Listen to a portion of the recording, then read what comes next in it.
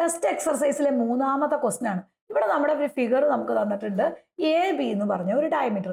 ഈ A be extend ചെയ്ത ഒരു പോയിന്റ് ആണ് പി എന്ന് പറയുന്നത്. ആ പിയിൽ നിന്ന് സർക്കിളിലേക്ക് വരയ്ക്കുന്ന ടാൻജന്റ് ആണ് പി ക്യു എന്ന് പറയുന്നത്. അങ്ങനെയാണെങ്കിൽ ഇത് തമ്മിലുള്ള റിലേഷൻ നമ്മൾ എന്താ പഠിച്ചേക്കണേ? ഈ പി എ ഇൻറ്റു ഈ distance P B equal to എന്തിനോട് ഈക്വൽ ആണ്? ഈ പി ക്യു സ്ക്വയറിനോട് ഈക്വൽ ആണ്. കറക്റ്റായിട്ട് നമുക്ക് വരുന്ന ഒരു റിലേഷൻ ആണ്. പി മുതൽ എ വരെയുള്ള ഡിസ്റ്റൻസ് പി എ ഇൻറ്റു ഇവിടം തൊട്ട് ഇവിടം വരെയുള്ള ഡിസ്റ്റൻസ് പി ബി, അത് എന്തിനോട് ഈക്വൽ ആണ്? ഈ ടാൻജന്റിന്റെ ലെന്തിനോട് ഈക്വൽ ആണ്. That is equal to P Q സ്ക്വയറിനോട് ഈക്വൽ ആണ്. ഇവിടെ പി എയുടെ ഡിസ്റ്റൻസ് നമുക്ക് തന്നിട്ടുണ്ട്, ദാറ്റ് ഈസ് ഈക്വൽ ടു 8 തന്നിട്ടുണ്ട്.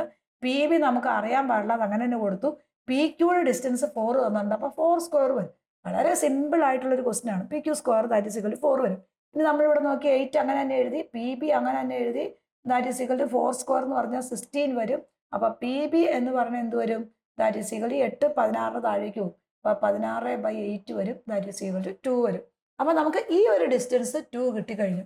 അങ്ങനെയാണെങ്കിൽ ഈ ഡിസ്റ്റൻസ് എങ്ങനെ കണ്ടുപിടിക്കും? ഇവിടം തൊട്ട് ഇവിടം വരെയുള്ള ഡിസ്റ്റൻസ് എത്രയാ? That is equal to 8. P A എന്ന് പറയുന്നത് ദാറ്റ് ഈസ് ഈക്വൽ ടു 8. അങ്ങനെയാണെങ്കിൽ പി ബി എന്ന് പറയുന്നത് നമുക്ക് കിട്ടി, ദാറ്റ് ഈസ് ഈക്വൽ ടു 2. അങ്ങനെയാണെങ്കിൽ എ ബി എന്തായിരിക്കും മക്കളെ?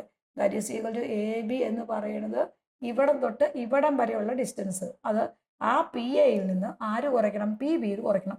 That is equal to P B അല്ലേ? ഇവിടം തൊട്ട് ഇവിടം വരെയുള്ള ഡിസ്റ്റൻസ് പി എ, അതിൽ നിന്ന് ഈ പി ബി കുറച്ച് കഴിഞ്ഞാൽ നമുക്ക് ഇവിടം തൊട്ട് ഇവിടം വരെയുള്ള ഡിസ്റ്റൻസ് ആവില്ലേ? അപ്പോൾ പി എ 8 ആണ്, പി ബി 2 ആണ്. അപ്പം ഇത് ദാറ്റ് ഈസ് ഈക്വൽ ടു 6 വരും. ഇനി ഈ എ ബി എന്ന് പറയുന്നത് ഇതിന്റെ ഡയമീറ്റർ അല്ലേ? അപ്പൊ എ ബി എന്ന് പറയുന്നത് that is equal to diameter D is equal to എത്രയാണ്? ദാറ്റ് ഈസ് ഈക്വൽ ടു 6 വരും. അങ്ങനെയാണ് ഈ റേഡിയസ് ആർ എന്ന് പറഞ്ഞാൽ എന്താ? ഡി ഡിവൈഡഡ് ബൈ 2 അല്ലേ? ഡയമീറ്ററിന്റെ പകുതി അല്ലേ റേഡിയസ്? അപ്പൊ 6/2 വരും. നമ്മുടെ ആൻസർ 3 വരും. വളരെ സിമ്പിൾ ആയിട്ടുള്ള ക്വസ്റ്റൻ ആണ്. എന്നെങ്കിൽ എല്ലാ എക്സാമിനും ഒരു ഷുവർ ക്വസ്റ്റ്യൻ കിട്ടുന്നതാണ് കേട്ടോ. നന്നായി പഠിച്ചു കഴിഞ്ഞാൽ നമുക്ക് 4 മാർക്ക് ഉറപ്പിക്കും. മൂന്നാമത്തെ ക്വസ്റ്റ്യൻ ഒരു എക്സാമ്പിൾ കൂടെ നോക്കാം. നമ്മുടെ റിലേഷൻ എന്ന് പറഞ്ഞാൽ എന്താ മക്കളെ? P A into P B equal to എന്താണ്? ഇവിടെ ക്യൂ എന്ന് കൊടുത്താൽ പി ക്യൂ സ്ക്വയർ ആണ്. P A into P B equal to P Q square ആണ്. അപ്പോൾ പി എ ഓൾറെഡി നമുക്ക് തന്നിട്ടുണ്ട്, 12 തന്നിട്ടുണ്ട്. പി ബി എന്ന് പറയുന്നത് ദാറ്റ് ഈസ് ഈക്വൽ ടു നമുക്ക് അറിയാൻ പാടില്ല, പി ബി അങ്ങനെ തന്നെ എഴുതി. പി ക്യൂ സ്ക്വയർ എന്ന് പറഞ്ഞാൽ 6ന്റെ സ്ക്വയർ വരും. നമ്മൾ ഇക്വേഷനിലേക്ക് കൊടുത്തു. ഇനി പി ബി എന്ന് പറയുന്നത് എന്ത് വരും? That is equal to 36. 6ന്റെ സ്ക്വയർ 36 വരും. അവിടെ 12 അങ്ങനെ തന്നെ എഴുതാം, ഒരു സ്റ്റെപ്പോടെ എഴുതാം. അപ്പോൾ പി ബി എന്ന് പറഞ്ഞാൽ എന്ത് വരും? 36 ഡിവൈഡഡ് ബൈ 12 വരും. That is equal to 12 3 36. P B എന്ന് പറയുന്നത് ഈ ഒരു ഡിസ്റ്റൻസ് നമുക്ക് 3 കിട്ടും. അപ്പോൾ നമുക്ക് ആ ഡിസ്റ്റൻസ് 3 കിട്ടിക്കഴിഞ്ഞാൽ ഈ എ ബി ആണ് എന്തെന്ന് പറയുന്നത്? That is equal to diameter of a circle അല്ലേ? ഡയമീറ്റർ ഓഫ് എ സർക്കിൾ എന്ന് പറഞ്ഞാൽ എ ബി ആണ്. അപ്പൊ എ ബിയുടെ ഹാഫ് എടുത്തു കഴിഞ്ഞാൽ നമുക്ക് റേഡിയസ് 6 ആയി.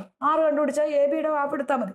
പി എ നമുക്ക് എത്ര വരും? ദാറ്റ് ഈസ് ഈക്വൽ ടു 12 വരും. P A equal to 12.